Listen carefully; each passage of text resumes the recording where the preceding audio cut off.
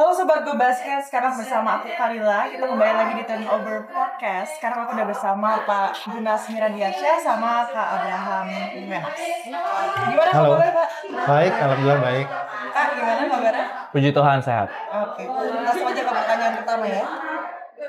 Pak Junas, mungkin banyak yang belum tahu nih sebenarnya siapa sih sosok Pak Junas yang menjadi kayak direktur utama IBL. Bisa diceritain nggak awalnya tuh gimana sih bisa ditunjuk sebagai direktur utama IBL? Ini kalau di IBL-nya musim pertama saya 2020. Ditunjuknya waktu itu akhir tahun 2019. Jadi kalau penunjukannya sebenarnya IBL ini kan PT, sama seperti perusahaan pada umumnya. Ada direksi, ada manajemen, ada komisaris. Nah, saya 2019 ditunjuk untuk bantu IBL mengembangkan lagi IBL. Tapi kalau di basketnya, ya dari SD sih udah main basket. Dari kecil udah main basket, sempat ikut main klub, sempat main profesional juga, meskipun nggak selama Wenas, sempet lah nyobain. Terus kerja profesional pernah di radio, pernah di majalah, kebanyakan di media industri. Terus ya tengah-tengah nggak tahu gimana ketarik lagi basket, sempat jadi manajer Panasia waktu itu, Panasia Senatama. Jadi pernah main, pernah jadi manajer tim. Ya terus sekarang ya kebetulan kali jalanin sini. Oke. Dari sejak ditunjuk sebagai dirut sampai sekarang apa yang dihilangkan dan ditambahkan sih sama Pak Junas? Yang dihilangkan banyak. Ada yang program, ada yang bukan program. Kalau program salah satunya Rookie Combine kan waktu itu ada, sekarang udah nggak ada. Kemudian sistem dulu kan divisi ya, masih dibagi 2 divisi, sekarang menjadi satu klasemen. Terus masih banyak lagi. Kalau yang bukan program lebih kepada mindset. Kalau dulu kan menyelenggarakan bola basket tuh yang penting pertandingan. Nah ini yang mau kita coba rubah mindsetnya adalah gimana ngembangin industri. Jadi kan entertainmentnya, konsep home and away itu sebetulnya bagian dari industrinya juga itu. Terus kalau yang ditambahkan ya lumayan lah jumlah tim. Periode dulu kalau nggak salah mulai Desember ya, selesai Maret, jadi 3,5 bulan. Sekarang kita hampir 7 bulan liganya. Jumlah pertandingan dulu 97 pertandingan, sekarang 182 pertandingan, plus sama playoff tambah 21, jadi lebih dari 200. Pemain asing, heritage, konsep home and away, banyak sih. Nah mudah-mudahan sih banyak konsep itu bukan cuma untuk gaya-gayaan bikin sesuatu perubahan. Tapi kita emang ada tujuannya, dan tujuannya jangka panjang. Oh, baik. Terkadang aturan IBL itu kan suka berubah ya. Setiap musimnya kayak pendekatan rookie, gitu, pemain binaan atau asing. Sebetulnya pertimbangan apa yang selalu dilakukan sebelum musim bergulir? Kan waktu saya 2019 di appoint untuk ini, memang historical yang lama-lamanya tuh tidak sepenuhnya terdeliver atau nyambung. Kan IBL sendiri sudah dari 2003. Tapi memang disayangkan, bukan maksud menyalahkan siapa-siapa, tapi sesuatu yang kita perbaikin, yang bagus dan yang tidaknya itu catatannya tidak ada. Jadi kita harus melihat formula mana yang baik, mana yang enggak. Kemudian yang kedua, ini kan namanya liga lagi berkembang. NBA udah lebih dari 5 tahun. Filipina mungkin yang paling besar liganya juga udah lebih dari 50 tahun. Kita tahun ini 22 tahun. Jadi pada masa berkembang ini nggak apa-apa untuk nyoba, tapi sebenarnya nyoba itu bukan nyoba eksperimen. Enggak, nih pengen supaya format mana yang lebih baik. Contohnya rookie. Rookie idenya sih bagus. Kita lihat juga di NBA, tapi memang nggak semua ide bagus di luar itu tuh cocok diterapin di Indonesia. Kenapa? Misalnya di Amerika itu kan school base gitu ya basketnya, dari sekolah, junior, high school, college. Kalau Indonesia menurut saya dan analisis kita mungkin lebih mirip ke Eropa, lebih mirip ke Australia. Jadi club base. Jadi waktu kita bikin Rookie Combine ya waktu itu kan banyak dinamikanya ya. Kemudian gimana untuk kita memperbaiki? Kita bikin namanya Rookie Rekomendasi. Kenapa? Supaya intinya klub-klub itu bisa punya pemain yang bagus kan. Ya kurang lebih itu, tapi top lines-nya perubahan-perubahan itu memang menurut saya nggak apa-apa dilakukan, asalkan kita ada tujuannya untuk membuat ini liganya mau seperti apa. Dan 2020 memang waktu itu banyak perubahan, kemudian COVID. 2021 kita coba bangun lagi, waktu itu di Cisarua ya, Cisarua. 2022 ya mulai post COVID. 2023 kita coba gas lagi dengan format yang kita inginkan. 2024 home and away. Nah 2025 kan nanti Januari udah mulai nih. Kita dari sisi peraturan nggak berubah banyak, bahkan hampir tidak ada, hanya penyempurnaan. Jadi kita lihat perubahan yang lalu itu sudah mulai mature. Jadi kita nggak akan rubah lagi perubahan yang seperti mungkin jumlah pemain asingnya, rookie-nya, tinggal gimana kita ngembangin jumlah pertandingannya, ngembangin aspek pertandingan dan pertandingan supaya lebih menghibur gitu. Tadi kan Bapak nyebut home away kan? Jadi format home away yang bergulir musim lalu. Apa sih evaluasi dari IBL dan di mana yang paling serius untuk menggelar di home-nya? Siapa tuh? Solo. Oh, Solo. Jadi evaluasi. Enggak. Evaluasi banyak.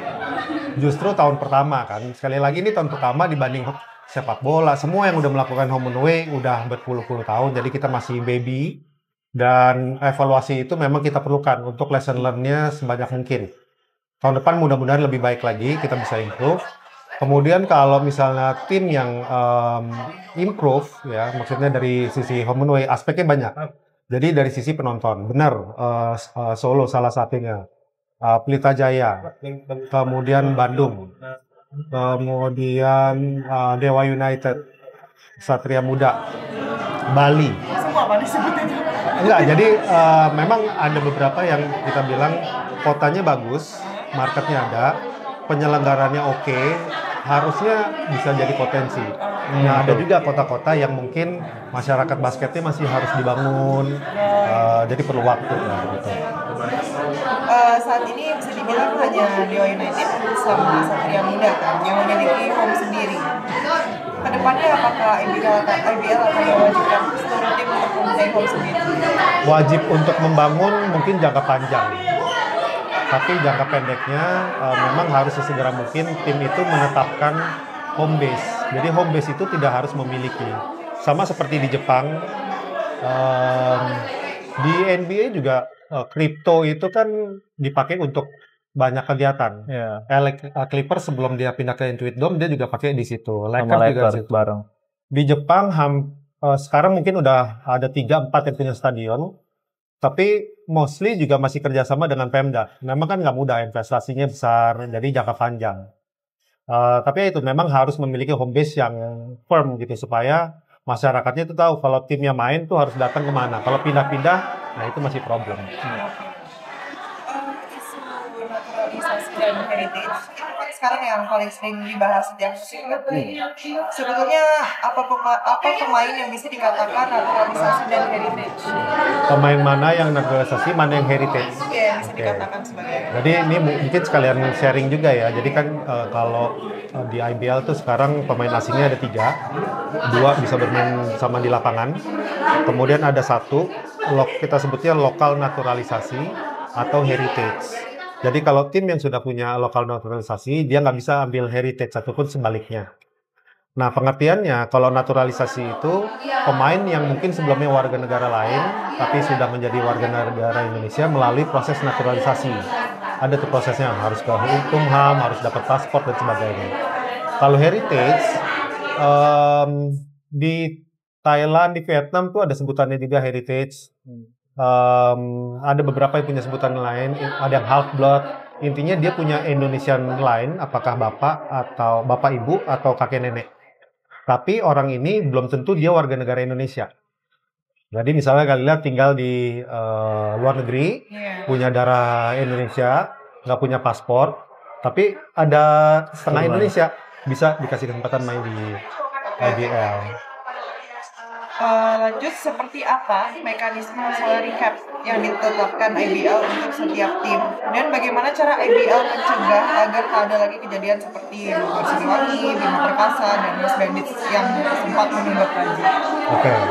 Jadi itu kayaknya ada 2 hal yang berbeda ya, salary cap sama financial compliance kalau kita sebutnya. Salary cap itu salary cap itu adalah batas pengeluaran belanja untuk pemain setiap klub dalam satu musim. Bukan satu pemain ya, jadi satu musim. Nah, angkanya tuh 10 miliar. Jadi misalnya kalau lebih dari 10 miliar masih diperbolehkan, namanya melebihi soft cap. Kalau misalnya ada satu tim, dia di total pemain A, B, C, D, F, G dijumlahin totalnya 11. Oke, tapi dia kena penalti. Penaltinya itu disebut 1/1. Kan kelebihannya 10 ke 11 kan 1 miliar. Nah, 1 miliarnya itu kita dendakan ke timnya buat IBL, kemudian kita bagi rata ke tim-tim yang lainnya. Oke, baik. Gitu. Nah, itu kalau lebih soft cap sampai hard cap. Hard cap itu angkanya 12. Kalau dia lebihnya 11,5 sama, 11,7 sama. Tapi kalau dia melebihi dari 12 dan terbukti, itu ada sanksi materialnya yang tadi, terus 1/1 plus ada pengurangan poin di musim tersebut. Memang ini awal juga, tadi kayak home and away, salary cap itu semua sesuai yang awal, belum sempurna. Pengawasannya harus terus diperbaikin. Tapi kita juga pelajarin di semua liga yang menggunakan salary cap itu memang kuncinya transparansi. Jadi klubnya harus transparan, nanti pelan-pelan pemainnya juga harus transparan, apakah pajak, apakah nominal salary-nya. Kalau kita lihat di liga, mungkin di basket, di NBA, atau di bola kan kadang-kadang ranking salary pemain, kontrak pemain, menurut saya itu bagus. Dan kita akan ke arah sana, supaya masyarakat menilai bahwa seperti Bram itu nilainya berapa. Kemudian pemain ini nilainya berapa, kan bisa saling compare. Kalau sekarang kan kayak kucing-kucingan ini berapa, enggak, kita harus buka karena ini udah jadi public consumption. Jadinya orang tertarik juga Pak ya buat main basket ya. Betul, jadi anak-anak lihat, wah pemain basket sih. Dan sekarang pemain basket yang sekarang ini, kalau bilang, mendingan kerja, mohon maaf nih ya, ini pekerjaan juga, nggak ada bedanya. Ada yang berhasil, ada yang enggak. Kan gitu, di pekerjaan juga ada yang berhasil, ada yang enggak. Kemudian kalau soal yang tadi bayar gaji itu hal yang berbeda. Jadi kita coba terapkan dari berapa tahun lalu ya, tim-tim yang masuk ke IBL itu dia harus deposit. Jadi kan masuk ke IBL itu konsepnya lisensi, bayar lisensi 2 miliar. Tapi di luar 2 miliar itu ada 500 juta yang didepositkan ke liga. Nah itu bukan untuk liga, tapi itu untuk menjaga kalau misalnya ada apa-apa, ada tertunggak, uang itu kan kita pakai untuk jelasin si pemainnya. Kenapa dulu nggak terjadi? Karena itu nggak ada. Pola itu tidak ada. Kemudian liga juga di dalam kontrak antara pemain dengan klub itu kan bukan pihak. Jadi kita nggak bisa langsung serta-merta masuk, kemudian bayarin. Kan bukan yang nggak bagus ya, secara legal kurang tepat. Gitu. Lanjut Pak, untuk Asia Tenggara sudah ada di level mana sih IBL dan apa target IBL untuk meningkatkan kualitas liga di level Asia? Asia Tenggara kan berarti kita bicaranya ya Filipina, Malaysia.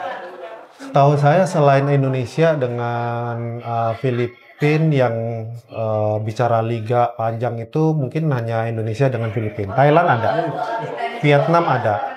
Tapi kita percaya ya alhamdulillah lebih bagus lah.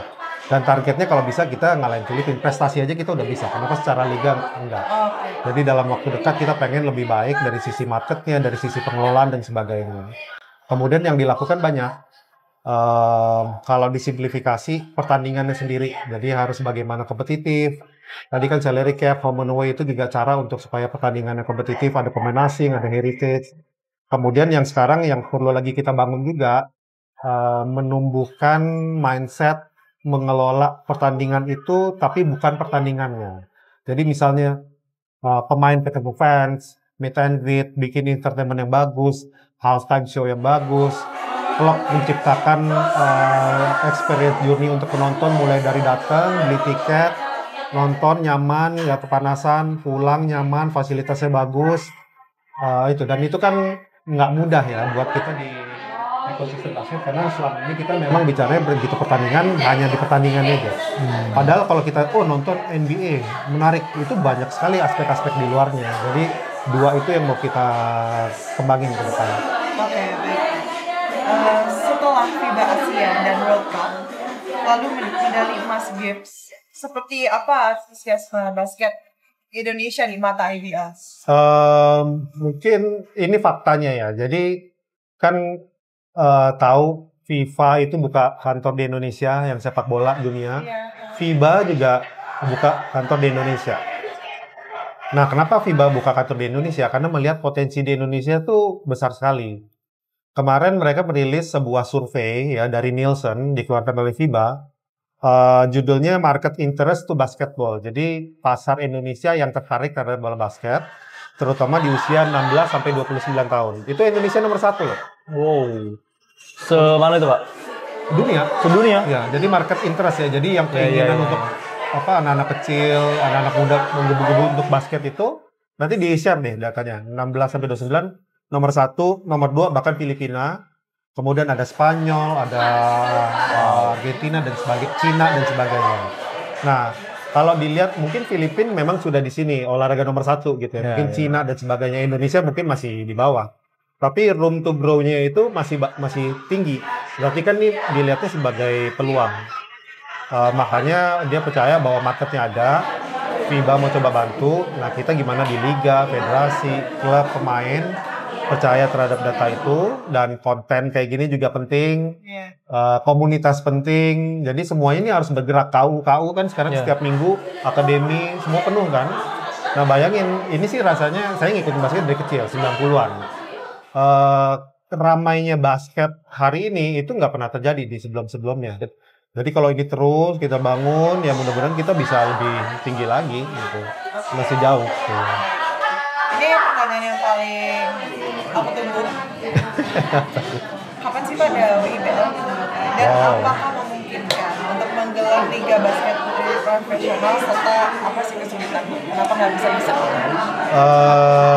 Gini, kalau IBL kita memang belum berkonsentrasi ke perempuan. Dan apakah dalam jangka waktu pendek? Belum juga, karena ini PR-nya juga masih banyak yang di putra. Tapi di putri itu menurut saya seharusnya bisa. Apakah namanya liga atau turnamen atau apapun yang penting kompetisi. Kalau dulu kan memang ada WIBL, sebelumnya juga ada, di mana setiap IBL diselenggarakan paginya perempuannya main kan. Gitu kan. Nah kalau menurut saya sebaiknya konsepnya harus dipisah. Jadi nggak apa-apa, semuanya pasti ada start small-nya kan. Let's start something small, tapi udah tahu blueprint ke depannya seperti apa. Karena kalau digabung, jadi istilahnya kan pengisi lah. Kan kurang tepat diisi pagi, padahal utamanya yang laki. Kalau kita mau bangun serius, ya udah utamanya laki, ini utamanya perempuan. Kan di mana-mana liga atau kompetisi ya, perempuan ada sendiri, laki ada sendiri. Sulit menurut saya, semua pasti ada tantangannya. Tinggal bagaimana meyakinkan ini jangka panjang. Makanya waktu itu saya juga di IBL kan meyakinkan klub-klub ini ada jangka 5 tahunnya, ada 10 tahunnya. Begitu juga kalau mau bikin Liga Putri, start dari kegiatan kecil, misalnya turnamen juga nggak apa-apa. Mungkin setahun bisa bikin 2 kali, 3 kali. Kayak di Filipina kan 3 kali tuh ada kejuaraannya, nggak apa-apa kayak gitu. Ya tapi harus dicoba sih. Dan kalau ngeliat sekarang kan lihat perempuannya, kebetulan saya di Liga Mahasiswa juga, lihat pemain-pemain yang perempuan sih ngeri-ngeri kan. Zaman dulu perempuan main basket ya mohon maaf nih. Ya perempuan main basket, tapi sekarang sih jangan lawan sih gitu. Prestasinya juga kemudian yang kedua di nasional prestasi juga bagus ya. Artinya ada peluang gitu, tinggal perlu dikasih kesempatan. Baik Pak, semoga jadi ya. Amin. Next, IBL sudah selenggara selama 20 tahun. Ya, mau 22 tahun. Oh iya. Tahun depan 22 tahun. Selama itu pencapaian apa yang sudah di-achieve? Kalau dari 20 tahunnya, ya saya kebetulan nggak terlalu ngikutin kayak sebagai manajemen, tapi 5 tahun belakangan ya yang memang saya pegang. Jumlah tim, jumlah pertandingan, kemudian banyak juga indikator seperti penonton di lapangan, itu kita mencapai rekor season yang kemarin. Penonton di streaming juga tahun lalu angka tertinggi. Secara exposure menurut saya banyak sekali indikator yang menandakan bahwa IBL jauh lebih baik dari sebelumnya. Kemudian dari sisi pertandingannya kan kita juga ada ukurannya. Ukurannya itu salah satunya adalah skor margin. Jadi skor marginnya itu sekarang IBL makin lama makin kecil, jadi makin Ketat semua. ngejar. Mudah-mudahan ini indikator yang menandakan kita ke arah yang lebih baik. Nah, gitu tinggal diterusin sama ya itu perencanaan jangka panjang sih. Oke, baik. Pak, untuk musim depan, itu kira-kira konsepnya apa ya? Apakah sama seperti musim sebelumnya? Nah, tadi kan cerita soal perubahan-perubahan gitu kan. Nah, ini 4 tahun ya banyak perubahan, tapi dari tahun 2024 ke 2025 ini secara peraturan nggak banyak yang berubah. Jumlah pemain asing, naturalisasi, home and away, tinggal penyempurnaan-penyempurnaannya aja.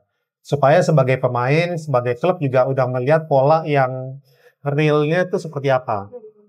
Tinggal kita juga udah punya jadwal sampai 2028 bahkan. Nanti jadwalnya itu makin lama akan mundur. Kalau besok kan akan start Januari 2026, 27, 28 itu kita akan startnya Maret karena kan ada puasa, ada qualifier, jadi kita agak lengkapin. Kemudian periodenya, jumlah pertandingannya juga nggak berubah, tetap sama. Mungkin 3 tahun ke depan kalau sudah memungkinkan untuk tambah jumlah pertandingan. Kemudian konsep playoff-nya, home and away tetap. Best of 3-nya juga lagi kita pikirkan. Di tahun keberapa, mungkin 3 tahun kita udah bisa best of 5, mungkin semifinal ke final gitu. Karena kan udah makin seru. Iya. Udah makin Ketat kan gitu. Tapi indikatornya, kalau timnya itu secara industrinya sudah baik, ticketingnya sudah baik, penontonnya baik, baru kita tambahin gitu. Pak, bisa transfer musim ini kan bisa dibilang kan ngagetin ya. Pak Junas Bagus sih, setiap tahun bursa transfer selalu menarik. Tahun lalu menarik, tahun ini lebih menarik lagi. Jadi secara kuantitas, kalau nggak salah per hari ini sudah 39 pemain berputar, ya, pindah, keluar, masuk. Dan mungkin masih ada beberapa lagi karena window-nya kan tinggal sekian hari. Tapi nggak hanya kuantitasnya, tapi kualitas pemain yang berpindah itu juga menarik. Ini sebelah saya contohnya satu. Kemudian ada Arki. Kemudian ada siapa lagi kemarinnya? Surliadin, Denny Ray.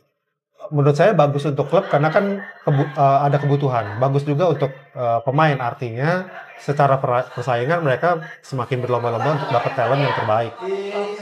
Pak, expect nggak Bram pindah dari Bali ke Solo? Saya sih nggak. Tanda kutip ada bisa dibilang pemain-pemain yang sebenarnya bakal jadi franchise player, bakal expect nggak ke pindah dari Bali ke Solo gitu? Kalau saya sih Bram sebenarnya udah menjadi mukanya Bali. Nah, itu dia. Jadi ya so-called franchise players-nya, key players-nya gitu. Tapi kalau ngelihat tren sekarang, ya di NBA juga gitu kan. Kevin Durant mukanya Oklahoma City. Dia bisa pindah-pindah.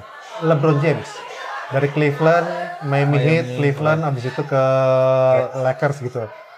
Menurut saya memang setiap tim itu penting untuk punya franchise player ya, karena pemain itu kan sebetulnya tokoh utamanya.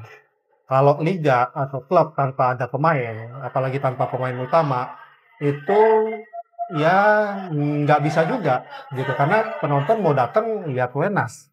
Jadi kita harus protect seperti Wenas dan teman-teman yang lainnya. Soal berpindah ya menjadi dinamika, nggak apa-apa, sah-sah aja.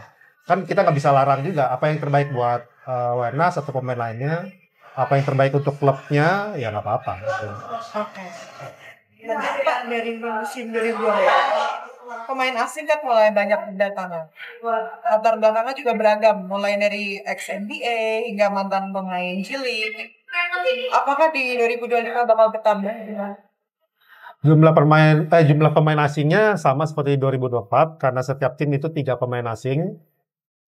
Kemudian kalau yang berasal dari NBA tahun lalu kan ada 8. Ini kita belum masuk roster, jadi kita belum bisa hitung exact yang pernah. Tapi muka-muka lama yang akan datang lagi seperti kita tahu Dewa United, Jordan Adams sudah pernah bermain di NBA, pernah di Dewa United dan tahun ini kembali lagi.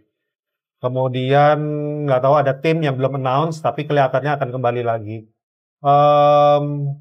Mungkin ditambah, tapi mungkin juga enggak. Tapi yang menarik adalah di luar sana gitu ya, dari Eropa, saya kontak dari Jepang, itu keinginan pemain-pemain asing untuk bermain di liga IBL, itu semakin tinggi. Jadi kayak mau Banyak main yang di suka. IBL itu ada liganya gimana sih caranya, katanya menarik ya, gitu. Dan begitu datang dia ketemu pemain lokalnya juga yang compete, membuat mereka juga nggak apa ya, ya kan kalau dulu mungkin pemain asing terlalu dominan. Ini menurut saya nggak juga gitu. Lokalnya dengan yang ada sekarang kualitasnya jauh lebih baik.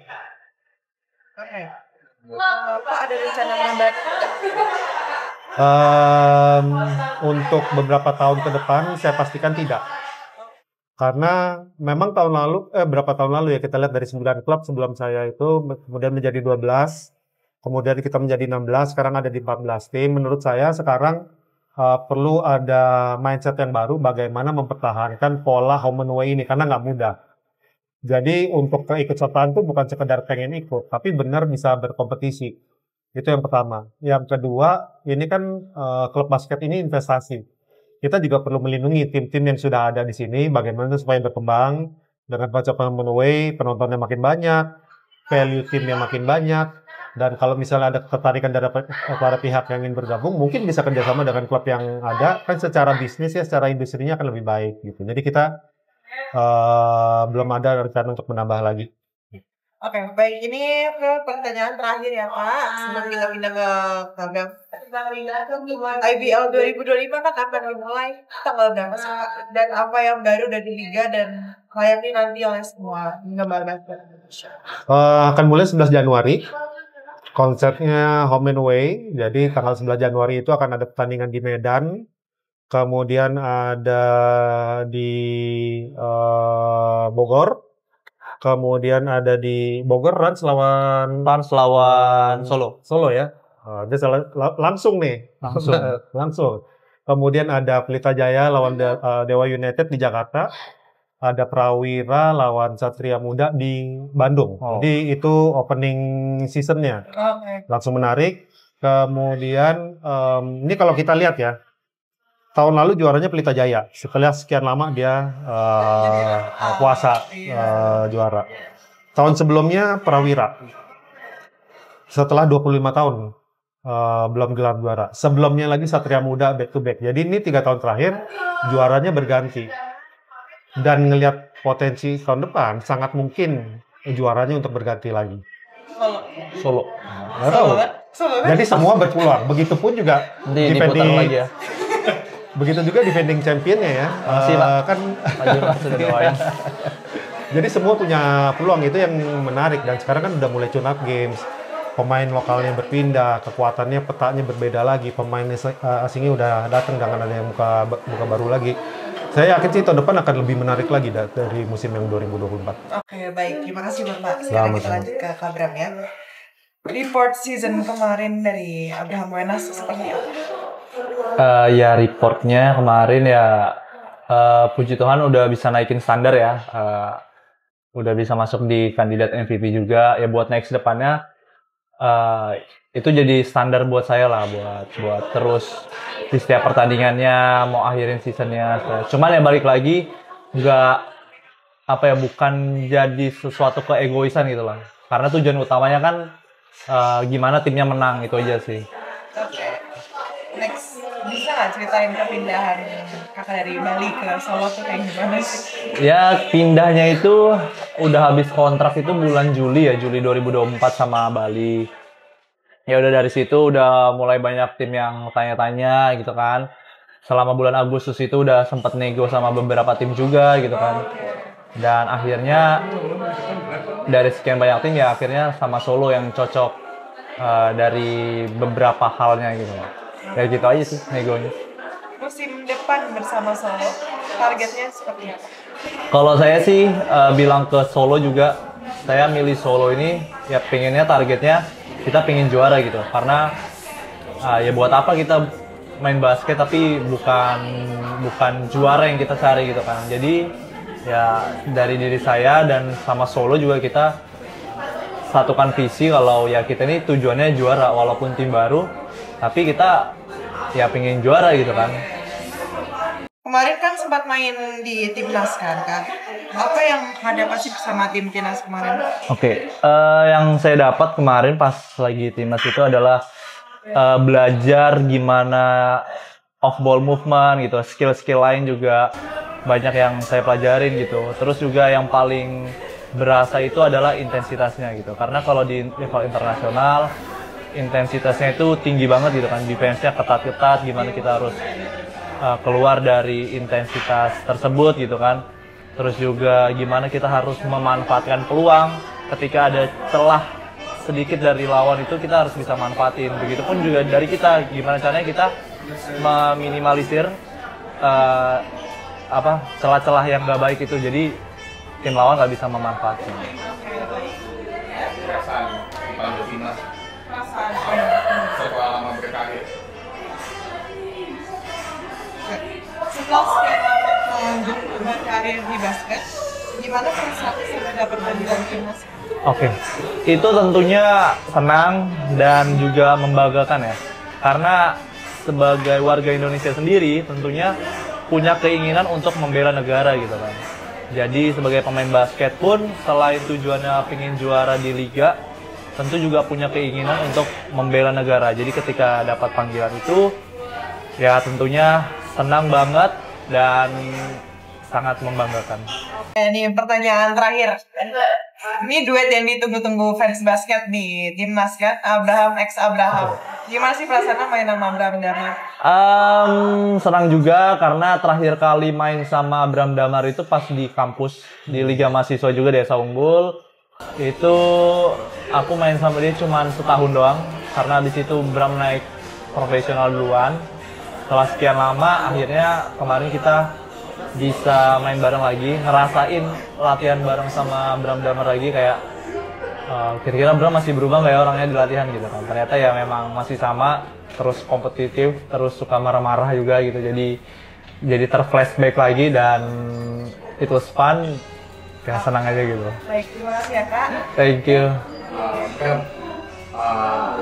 Kan waktu masih di Bali ngelihat Solo main berarti ya. Ya. Kalau lu ngelihatnya Solo tuh kayak gimana sih? Tim baru nih baru dateng tiba-tiba langsung jadi kandidat juara. Kan abis itu juga awalnya Bali juga waktu itu kan sempat jadi kandidat untuk bisa bersaing di papan atas kan. Nah kalau lu ngelihatnya kayak gimana? Oh tiba-tiba ada anak baru nih masuk tiba-tiba langsung di papan atas. Kalau lu ngelihatnya gimana? Nah itu di situ aku ngelihatnya Solo ini punya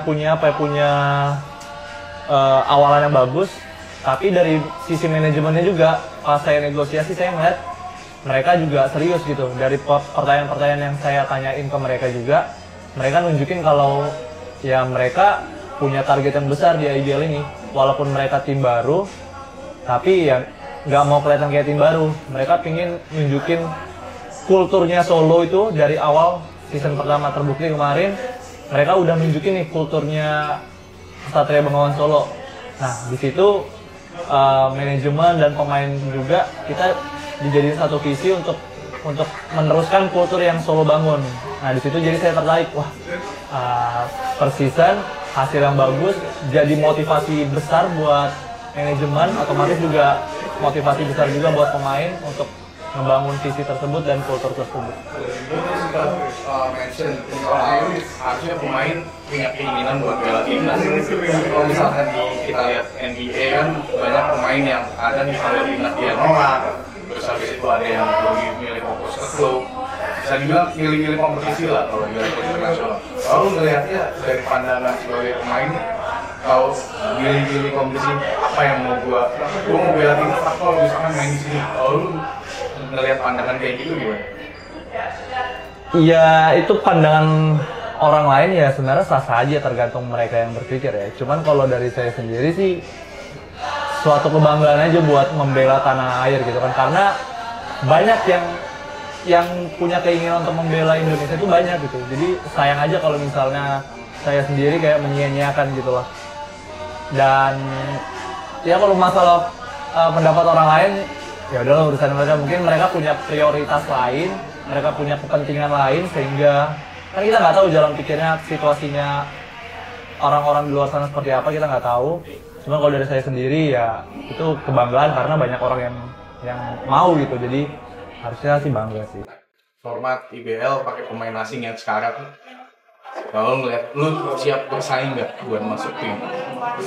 Siap banget, kan dari tahun lalu juga udah mulai ya pakai 3 pemain asing, 2 di lapangan sama ada Heritage juga. Tahun lalu sih Bali nggak ada ya, tahun ini kan Solo ada Heritage, itu jadi motivasi kita juga sebagai pemain lokal. Ya kita diisi 1 Heritage nih, gimana caranya kita harus bisa ngerebut posisi itu juga gitu loh. Jadi pelatih juga mikir pakai Heritage atau pemain lokal aja ya gitu. Jadi terus berkompetisi lah, kompetitif. Harus jadinya sebagai pemain juga harus ada improve nih ke depannya nih.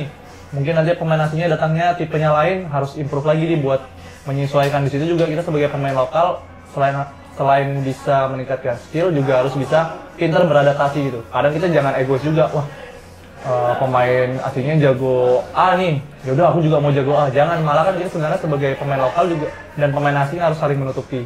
Jadi kita sebagai pemain lokal juga harus pintar beradaptasi. Berdampak ke level timnas nggak pada saat lu main di timnas? Berdampak ke ya benar sih, ke skill kita juga lumayan berdampak gitu kan. Karena kan kita juga pas di latihan harus jaga mereka juga, match up. Di situ kita juga belajar defense mereka. Kalau dari saya sendiri yang saya rasain adalah, kan saya kecil nih, otomatis pemain asing kan tinggi-tinggi. Kalau di level internasional juga pasti tinggi-tinggi lagi kan. Nah di situ saya juga jadi lebih pintar menggunakan kemampuan saya, kelemahan yang saya punya dari segi size, itu gimana caranya biar nggak ketutup lagi Pak. Jadi harus lebih pintar di outside shooting atau ya nanjaknya dikurang-kurangin gitu. Itu juga berdampak banget di mental pemikiran. Pak Junas tadi kan juga sempat nyebut itu ranking level basket Indonesia sama negara Asia Tenggara. Nah kalau lu ngelihat Indonesia bisa bersaing dengan Filipina nggak sekarang? Atau ada di ranking berapa sekarang kalau basket Indonesia di Asia Tenggara? Ya kalau di Asia Tenggara ya jujur kita memang masih di bawah Filipina sih. Tapi yang saya dengar dari pemain asing juga, mereka sempat ada yang berpikir kayak Indonesia ini lebih bagus loh bro daripada Filipina gitu buat liganya. Kita senang buat bermain di sini gitu. Dan itu membuktikan bahwa ternyata liga kita ini udah mulai terlihat gitu dari pemain-pemain yang di luar. Bahkan dari saya sendiri banyak kayak pemain-pemain asing luar itu banyak DM, I want to play in Indonesia gitu, banyak banget. Cuman kan sampai nge-DM bener-bener pemain di DM semua Pak. Nggak tahu yang lainnya, mungkin ya beberapa teman-teman sih juga cerita mereka banyak yang di DM gitu. Kita mau main di IBL, gimana dong caranya gitu. Iya, saya sendiri yang di DM.